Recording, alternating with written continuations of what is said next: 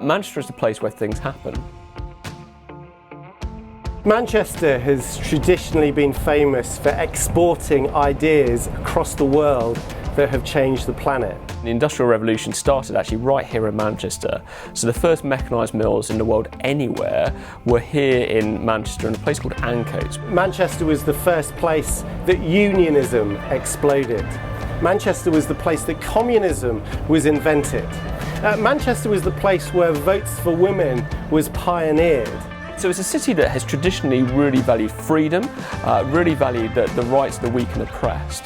Manchester historically has been a very liberal city, championing freedom, which of course is a biblical concept, but taking it in directions that end up quite anti-gospel, both politically and socially.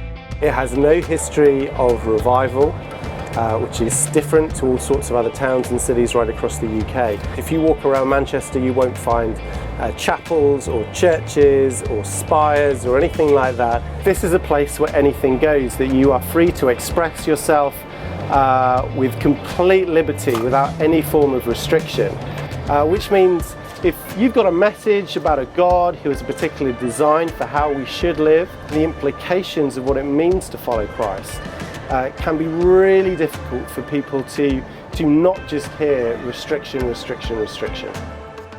Historically, the state of Christianity has always been weak in this city. Lots of people assume that they knew what Christianity was and that it had been found wanting, that it was a relic of a past time that was at odds with the culture of Manchester today.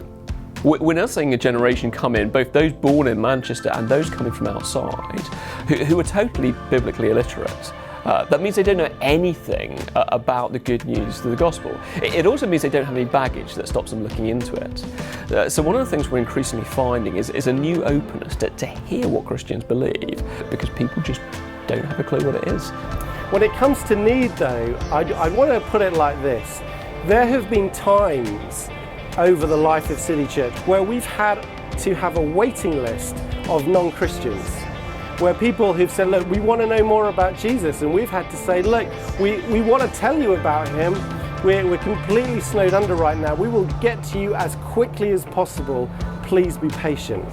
Now, I never thought that would be a situation that I faced, and yet that has been the situation right here in the city. This is a place where people are intrigued by Jesus.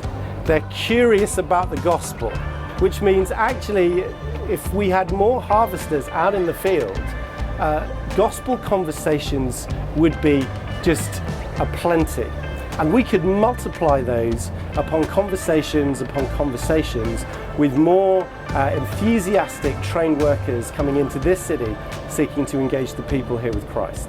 Manchester is a place that I'd invite you to come and find out more, to try things out, to experience what it means to reach Christ in a place which thinks that often Christianity is utterly a relic of the past.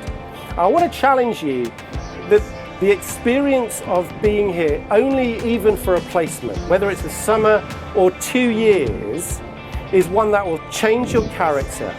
It will change your perspective on ministry, and it will give you a set of skills that will last with you for a lifetime. The city has been built by people from across the world coming to throw their lot in with the city. Why shouldn't that be the same for those with a gospel heart seeking to transform the city for Christ? And that's where you come in.